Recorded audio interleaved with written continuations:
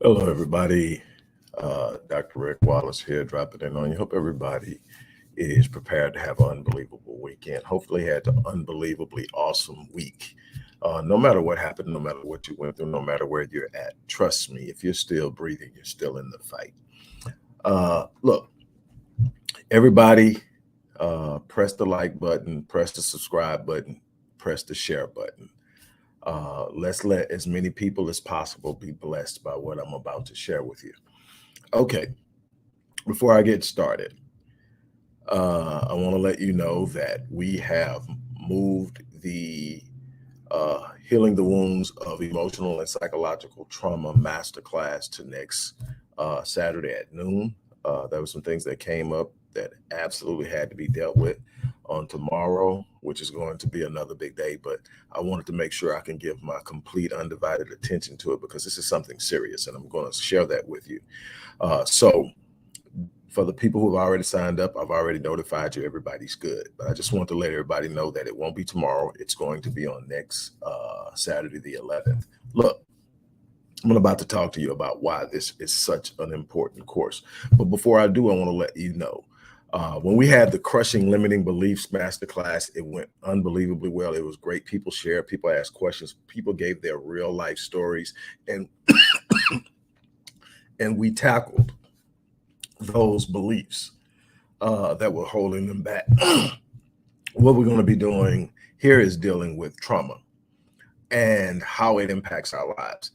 What I can tell you is huge. But what I want to do is what uh, a lot of people got excited about is the fact that I gave away two $10,500 platinum package experiences. Yes, my platinum package is the flagship program. It's 1 year with me. It's 52 sessions, a full blown disc assessment, which in of itself is like 1,500 bucks. A disc assessment, personality assessment. We're going to evaluate where you're at, where you're trying to go. We're going to look at things to see exactly what needs to be done. We're going to build this plan and we're going to work it and we're going to get to the destination. That's what I do. This is an unbelievable opportunity. Like I said, we're more than likely going to actually be raising that price of the platinum package because of the value it brings and what we're going with the organization. But right now, I'm just having a ball giving away stuff and giving discounts and investing in people. Uh, as long as they invest in themselves, I'm going to invest some of me into them in many ways, whether it's cutting prices, whether it's giving my time into and being there to make sure things go well. I'm doing it. But hey, I'm going to give away another platinum package and I'm going to give away a gold package. A gold package is $6,900 and it's for 26 weeks. So I'm going to give away a platinum and a gold package. Absolutely no additional. You don't have to do anything. You don't have to sign up for nothing. You're going to be there. You're going to get the course, which you need anyway. And I'm going to tell you why you need it. But you're going to also enter into a drawing to win one of those packages. And I'm telling you, the experience is something. I haven't had a bad report on the experiences that my clients. As a matter of fact, I have clients who have read up three, at least. I have one four. I've been with one person since 2016. They won't go away. So the others, I've had a few for three, a bunch for two, and these are people who are paying full price that are saying, okay, let's do it again. So I know it works. So here's a chance for you to get in um, and win. And those who don't win, right today, if you're not going to sign up for this today, I offered on another page, I offered something else where you can do it. But this is a chance to win. So if you haven't signed up for this course, sign up. It's $150. The actual healing trauma course is more than that. You're going to get me teaching it, the person who wrote and designed the course, and you're going to have a chance to win a platinum package. I think you probably want to be there, and I'm going to tell you why. People come to me for a lot of reasons. Some people come to me because they are going through some things and they need help. Some people are dealing with depression. Some people are dealing with low self-esteem. Some people are dealing with all different types of things. Some people are coming because they are actually winning in life, but they know that there's a faster way to get there. They know there are some things that they can be doing differently, and they know that they want to be at the top of their game. So I get the spectrum. I get people who are over here who just trying to get to the next day. And I get people over here saying, man, I want to go from here to here and I want to do it quickly. What can you do for me? I get it all. But when it comes down to people who come to me and say, man, I've been trying to do this for years. I know that I can do it, but something's wrong. I'm trying to do this. I believe I can do this, or I want to do this, and all of this. What I can tell you is whether they're trying to do something in their relationships, whether they're trying to start a business, a career, whether they're whatever, I can tell you that one of the largest contributors to failure is unchecked trauma. I've been dealing with trauma for a long time. It started with me, obviously, in psychology, understanding trauma so that I can help people deal with it, so I can understand. It's in many of the books that I've written for individual success, but it's also in books I've written for the collective in the Black community, where I spend a lot of my time. The research really came to me when I started to look into trauma as it impacts Blacks over the course of time, because one of the arguments that has always been is it's been over 100 years, and this was 30, 40 years. It's been over 100 years. Now it's been 150 years. It's time to get over it. And why can we get over it? And the thing is, we have what we have never really truly asked on a collective level and seriously examined is, after slavery, at what point did we deal with the trauma that had been passed down generation after generation after generation of that type of experience? And you have to understand chattel slavery to understand the devastating force that people were living under. And so in that, you have to say, okay, when we treat it, and then there's this thing called re-injury in trauma. It's where you have a traumatic injury and then something else happens.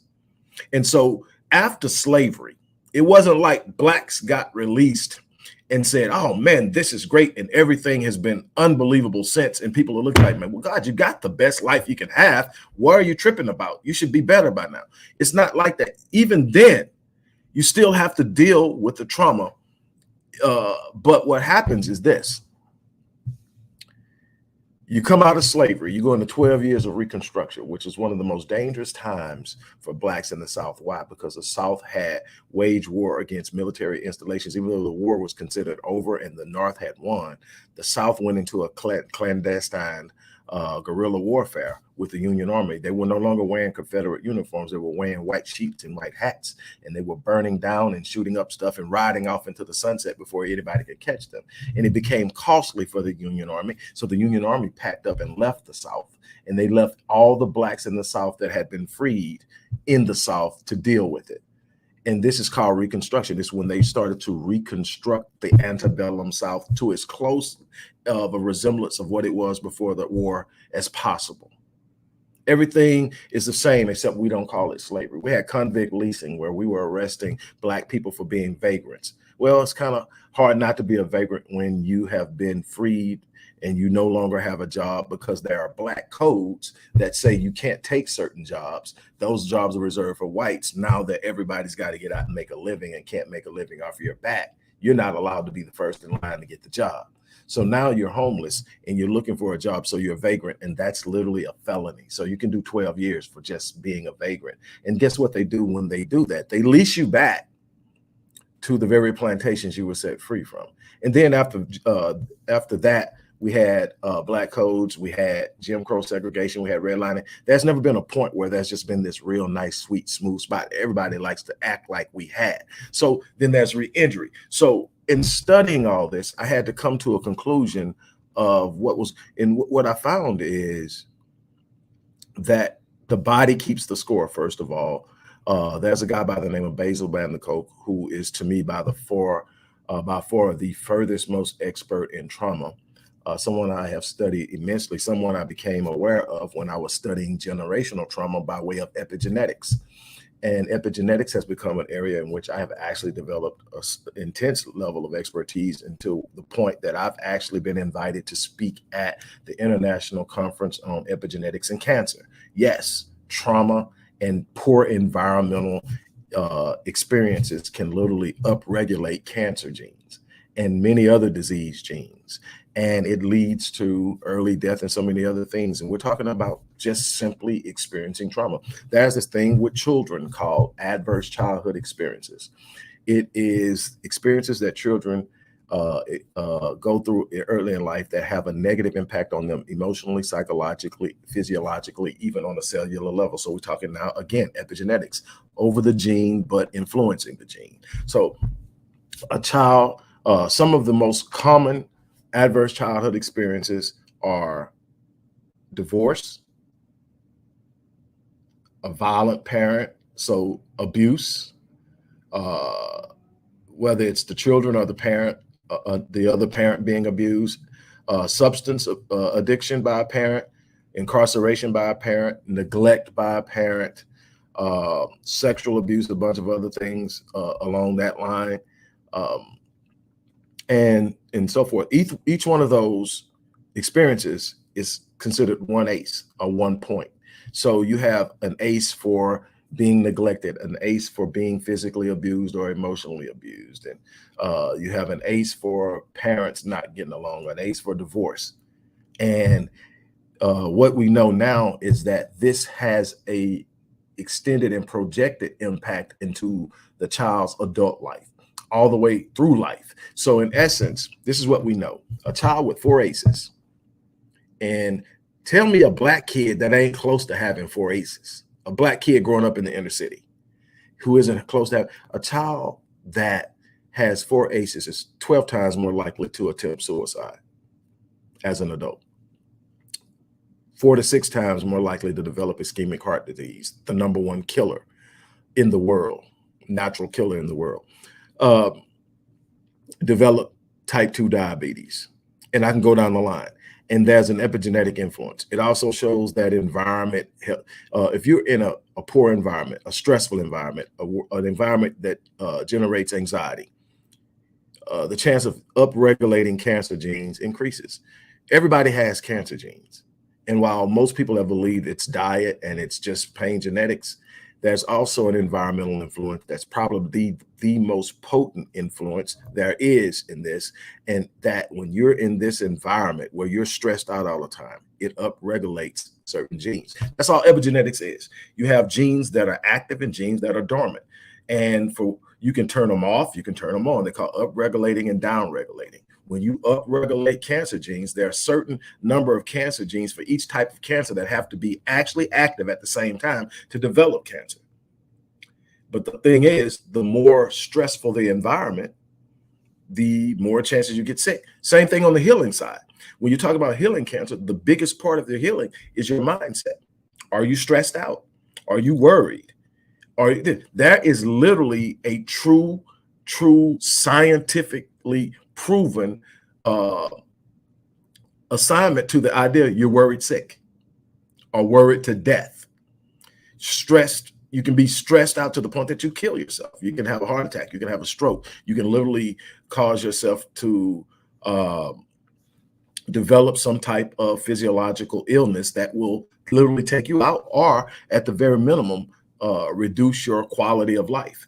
And this is all behind what's going on in your experiences. So when you experience a traumatic event, first of all, it needs to be understood that everybody that experiences a traumatic event isn't traumatized by it. And that depends upon your traumatic threshold.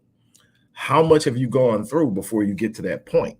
Because obviously, the more you've gone through, the closer you are to the traumatic threshold, and the less it takes to traumatize you. So there are all these different things that you have to consider. But the thing is, most of us have gone through so much by the time we become adults. We're right. If we haven't already been traumatized, we're right there at the edge. Most of us show up in adulthood carrying the baggage of trauma.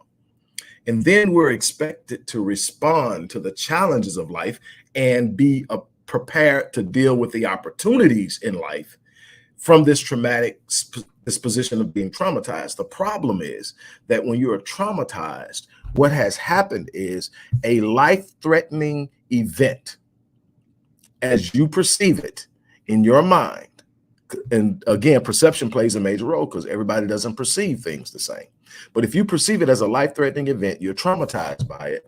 And now it is not systematically integrated into your linear timeline. What does that mean? Well, your linear timeline is past, present, future. When something happens and you move into the next moment and it's no longer happening, it is now in your past. The further you move towards the future and away from it, the further in your past it becomes. And supposedly the less impactful it is, because it has been cataloged in your linear timeline and stamped and imprinted in your brain as being a part of your past. Why is that important? Even though you have a memory of it, it is no longer a threat. So when you remember it, you might have bad memories. If it's a good, bad thing, you'll have bad memories. You might even feel certain kind of way, you might even get sad, but there is no threat. However, when you're traumatized and it does not imprint into your linear timeline, what happens then is it's still there. So all it requires is a trigger. When the trigger happens, we're not talking about a regular memory. We're talking about what we call a traumatic memory. That traumatic memory is not just a memory. It's the reliving of the moment. The same smell, the same sounds, the same taste. You're physically present, but you're not mentally, emotionally, or psychologically present. And the thing is, it's triggered cellularly. Before your brain could even catch it that it's about to happen, the body has already sensed it. We have natural mechanisms within us that are there to protect us, that are ancient, a part of our ancient makeup, when we had to be able to sense danger in a millisecond and either be ready to fight or run. It's called fight or flight response or stress response, but it's triggered by the reptilian brain and the body is responsive to it. It's instinctive. You've been in moments and you didn't even realize, but the hair was stand up on the back of your head. That meant your body has sensed something that your brain hasn't even caught on to yet. At least not your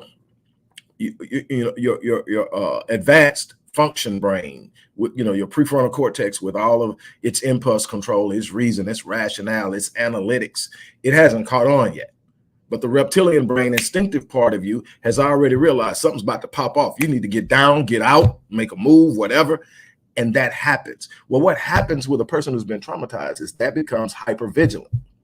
So now everything's a threat. The hair's always standing up on their head. Everybody is out to get them. They have these feelings of foreshortened future that they're not going to live long. So everything is on edge. And so they are there, a trigger waiting to be pulled, and everybody responds and deals with it differently. You're wondering why you keep killing good relationships. You're wondering why you can't stay on the job. You're wondering why you respond so quickly with things you regret saying or doing later. It may not be something as simple as poor judgment. It may be that you have not dealt with your trauma. And the thing is, there's so many people when they come to me and they're talking about, man, I really want to do this, and we get to dealing with it. I use a process I call peeling layers, where I work with them and I develop the trust that I need to in order to really get them to open up to me. Because what happens with a lot of trauma is we buried it because we can't deal with it every day. So we buried it. So it's underneath a bunch of other things. So we don't even talk about it. To us, it is in the past until it comes out.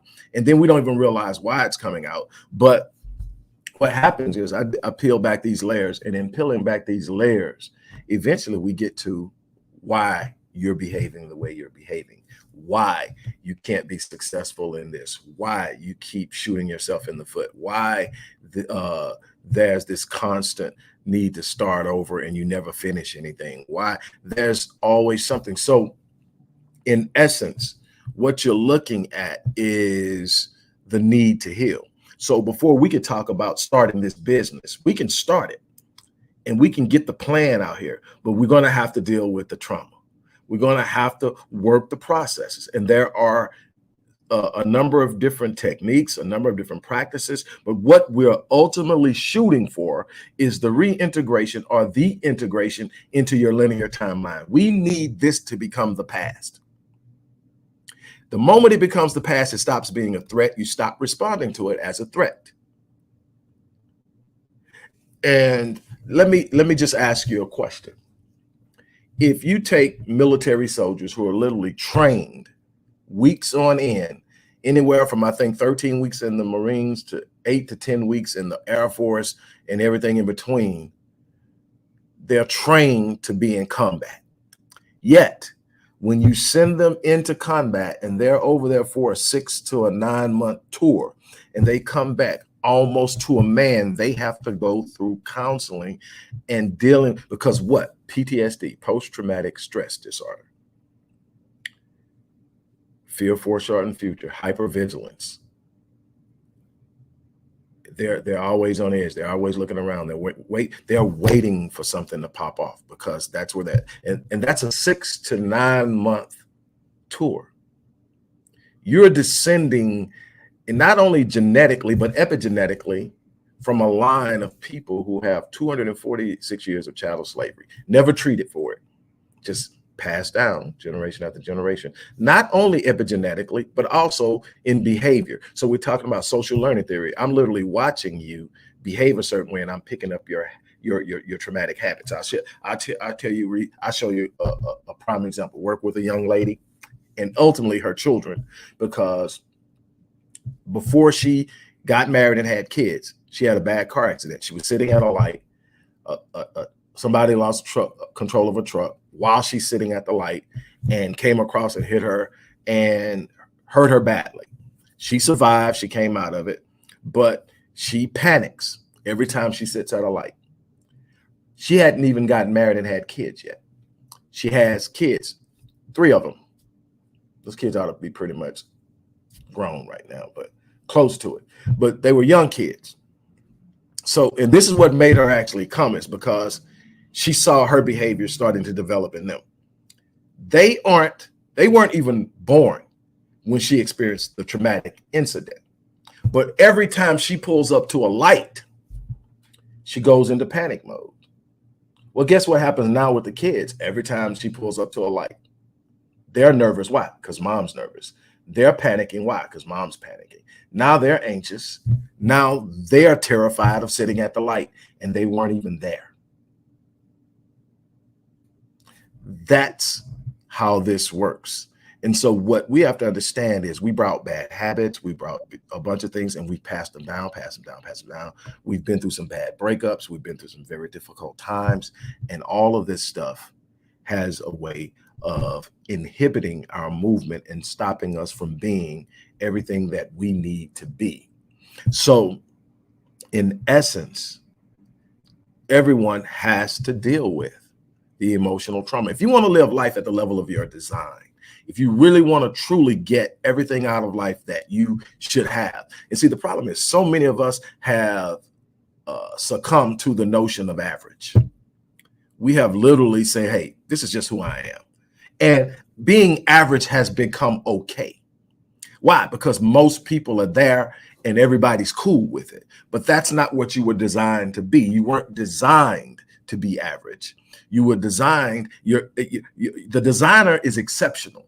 The designer is extraordinary. The designer is phenomenal.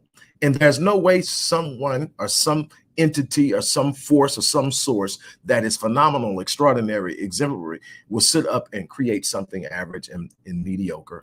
And no, you're designed to be exceptional. You're designed to be phenomenal. There's something on the inside of you implanted that a lot of people refer to as a gift. It's given to you by the designer. Everybody has one. I'm telling you, I've worked with people across the spectrum, and I've yet to run into anybody. I don't care if they had Down. I've worked with people with Down syndrome, worked with people with autism, worked with people who's poor. No matter what, I've yet to see a person without a gift. The problem is most people aren't even exploring what their gift is. Most people aren't looking for your gift. Most people are looking for what they can get from you, but they're never looking to help you explore your gift. Nobody's looking. We have an entire education, public education system that rarely discovers or searches a child's gift. They want to teach you what they want you to know so they can plug you into what they want to plug you into. And you never discover yourself, so you never truly walk in the fullness of who you are. And that's a problem. What should you be? You should be discovering yourself, because Proverbs says that your gift will make room for you and it will bring you before great men. What does that bring? What make room for you means it will open your space. It will give you opportunities to do exceptional and extraordinary things. What does bring you before great men? Create opportunities, having doors open for you, having situations set up for you. Your gift is meant to get you to places that other things can't get you to. But the problem is most people aren't even pursuing their gift. They're satisfied with being average. Life has taken the wind out of a bunch of people's sails. because average has been okay. Think about it. You want to know why? Here's another thing. Let's look at the academic system one more time. I want to talk to you why this stuff is so important. Let's look at the academic system again. Okay. In the academic system, I'm going to tell you how it sets you up for failure. In the academic system, you can get the A through an F. Everything from A to a D is what? Passing, meaning it's acceptable, meaning that you can successfully pass through your entire academic career with a D, which is 70 to 74 in most school systems. 74% will get you past into you getting your diploma and walking away and say, I'm successful. Here's the problem. Show me anywhere in the world when it's time to get on in the world, when it's time to show up in the world, when it's time to shine in the world, that you're going to win with 74. The people who are out there winning, putting 110, 120, and you're putting in 74 and you think you're going to win. But that's what you were conditioned to do. You were conditioned to believe that I'm successful if I can get a 70. They trained you to be mediocre. Mediocre people are at the mercy of the people with the power.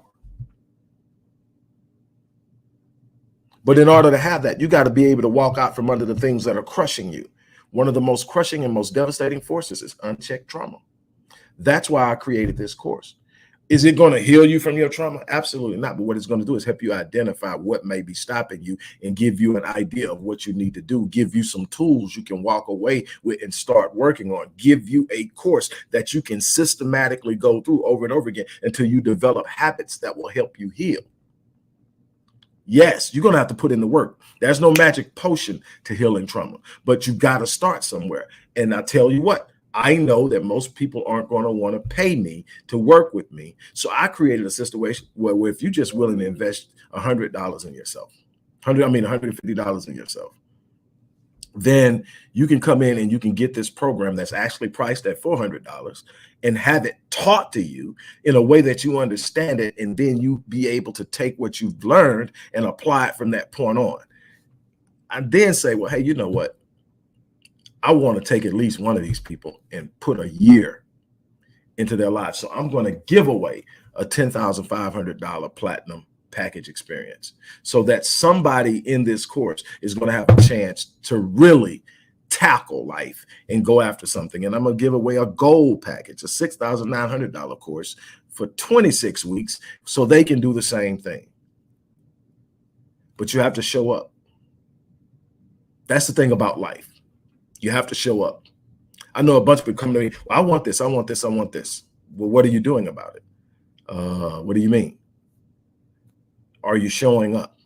Are you putting in the work? Are you doing the research? Are you preparing yourself? How much do you grow daily? And people talking about daily, I say, yes, I grow daily. I'm not the same person that woke up this morning. Why? Because I invested in myself. I invested in reading. I still invest in course. I have a therapist.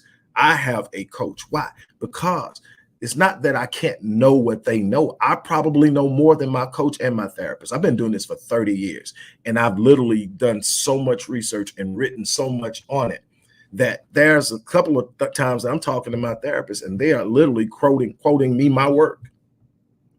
I have clients that come to me and literally quoting me my work. They've read it. But what's the thing? I don't care how good you are. When you're in the moment, things shrink. When you're going through something, your ability to analyze and break things down is not the same when you're in the middle of it as it is when you're sitting back and you're looking at someone else and you can sit up and you can tell them, hey, this is what's going on. You need somebody you can lean into. You need somebody you can share with. You need somebody that can sit up and remind you of the things you may know. Everybody needs something, but everybody's trying to skate by. This is your life. This ain't that thing you want to skate by on. This isn't the thing you want to sit up and go, you know what? Just give me the bare minimum. No, this is your life. You're supposed to be living it. Like Dr. Miles Monroe, who I had a chance to communicate with via email for about a year when I was doing the research for one of my books. By far, one of the most instrumental people in my life, along with Dr. Claude Anderson.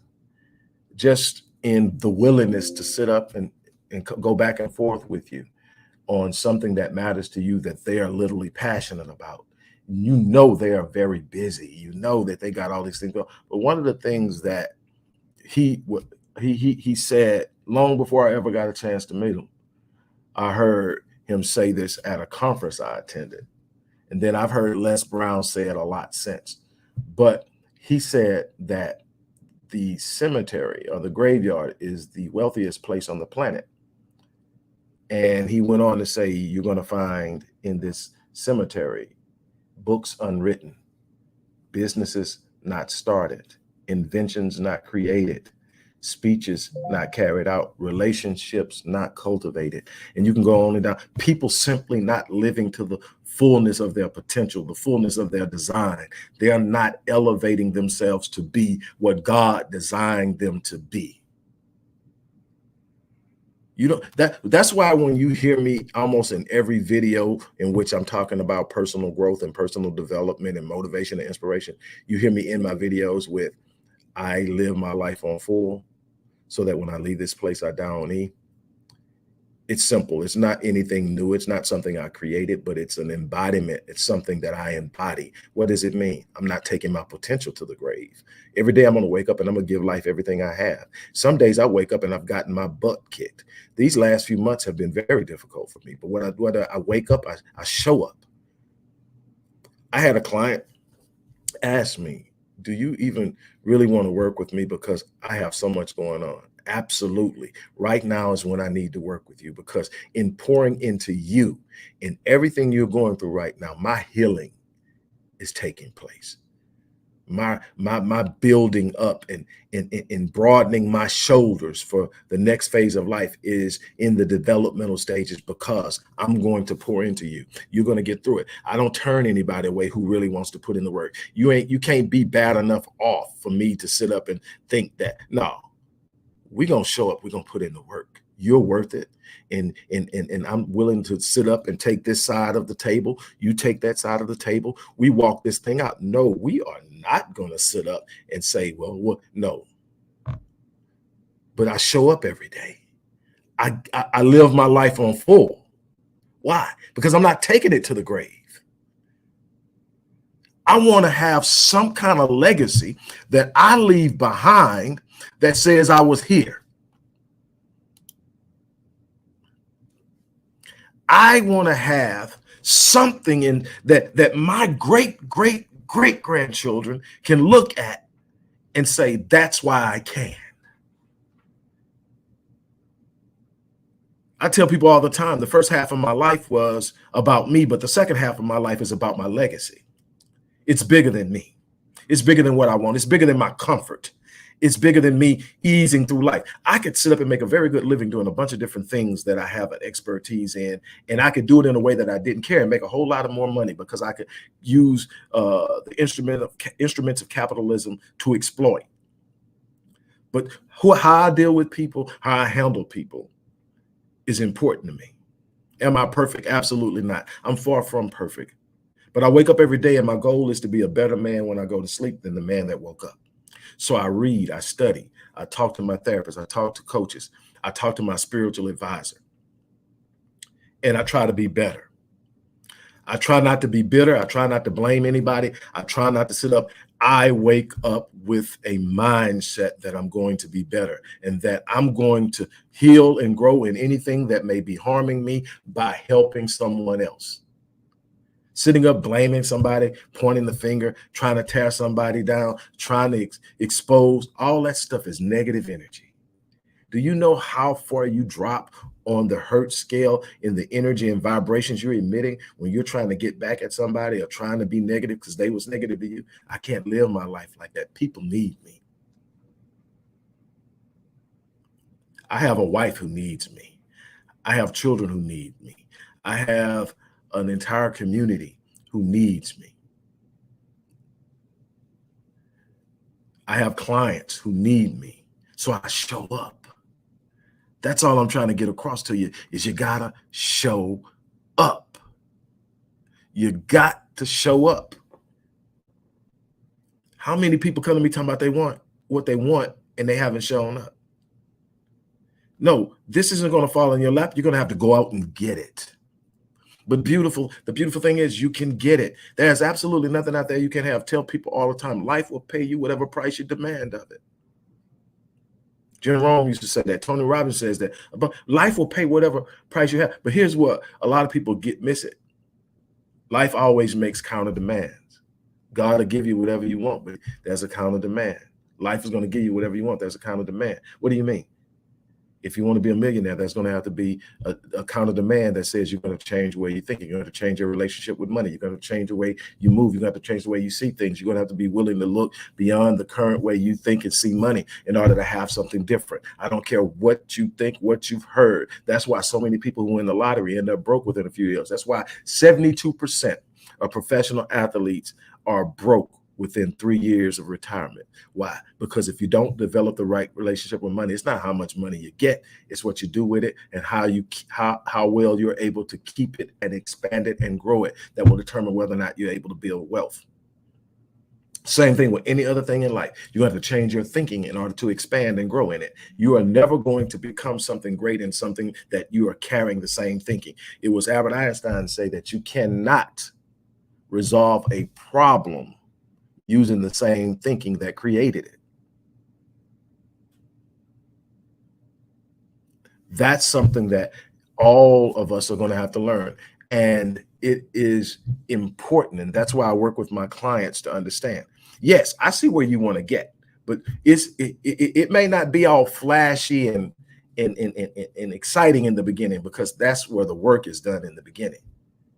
You got to take some things apart and do some things and look at some things, get rid of some things that's not working, go find some things that will work. You have to look at who you have in your circle. How many people are fanning your flames? How many people are challenging you? How many people are holding you accountable to what you've been saying you're going to do for the last 6 years? Probably nobody, because if you've been saying you're going to do it for the last 6 years and you haven't done it, nobody's holding you accountable. Everybody's expecting you to say it, not do it, and they're cool with it. You're the person that's going to do this thing that never does it, and they're cool with it because they ain't doing anything.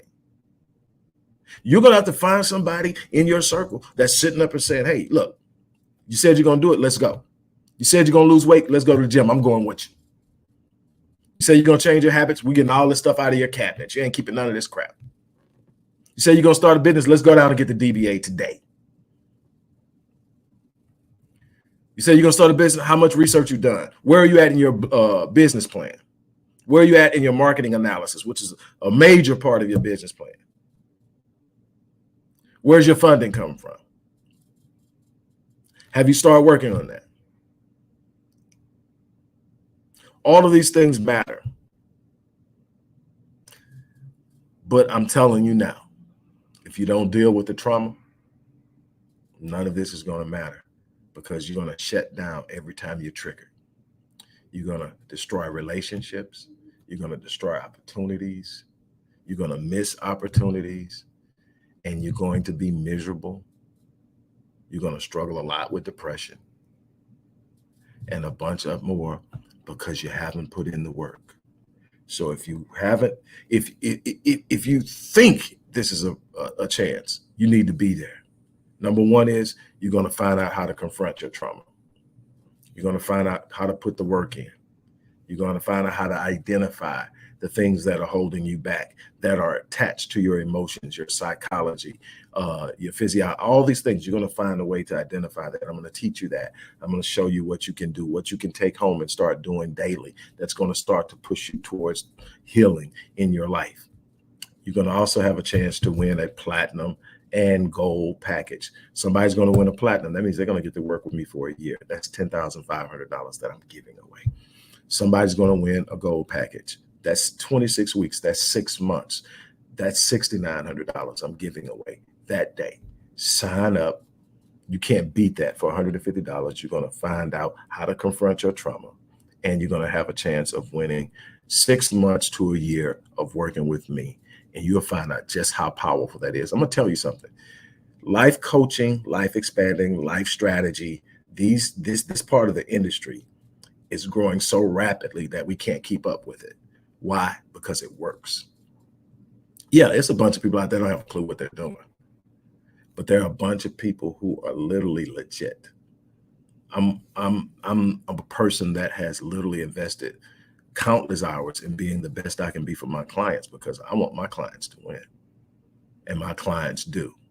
So on that note, look, I'm gonna get ready to get out of here. I had to talk to you. I had to share with you. I wanted to give you some love. I wanted you to take something. I mean, there are gonna be some people who don't do anything but watch this video, and you're gonna be blessed, because that's the way I try to put it together. I have over 5,000 videos moving around the internet, on websites, on YouTube, on Venmo, and a bunch of other places, Facebook, Instagram, a bunch of other places, over 5,000 active videos right now. All of them are free. None of them you have to pay for. Now, I have some exclusive content on Patreon that I'm starting to develop and build, and I'm opening up. But for the most part, I put this stuff out so people can be blessed. Now, I'm just saying, if you want to take it to the next level, you got to come work with me. I can give you all I can. I mean, I've got I have thousands of articles published. I've got 20-something books. I got books, my own books, laying all around. I got 20-something books that I've written and published that you can get into. But you got to put in the work. It's that simple. You're going to have to show up. That's on you. You're going to have to show up. So on that note, I'm going to get out of here. If you're really, truly about change, and you really, truly want to see something happen in your life spectacular, you're going to have to do more than the average people do. If you want something that everybody doesn't have, you're going to have to be willing to do what everybody else isn't willing to do. It's that simple. On that note, look, I'm out of here. You guys have an unbelievable day. As I always say, I live my life on full, so that when I leave this place, I die on me. I'm challenging you to do the same thing. On that note, I'm out of here.